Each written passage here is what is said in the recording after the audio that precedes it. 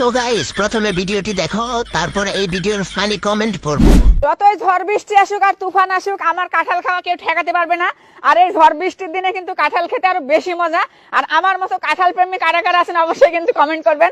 অনেকে কিন্তু আবার লজ্জায় বলতে পারে না যে আমি কাঁঠাল ভালোবাসি।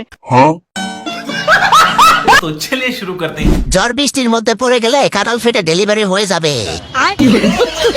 নির্লজ্জ বেহায়া মহিলা পেটের ভেতর বাচ্চা নিয়ে তার ভিডিও বানাতেই হবে। এই মহিলা গলাবাজি শুনলে মন্ডা পিছন দিয়ে আরেকটা গলাবাজ দিয়ে দে। এরকম বউ থাকলে কিস্তি থেকে টাকা তুলে ডিভোর্স দিতাম। তোরে কি আল্লাহ লজ্জা শরম দেয় নাই?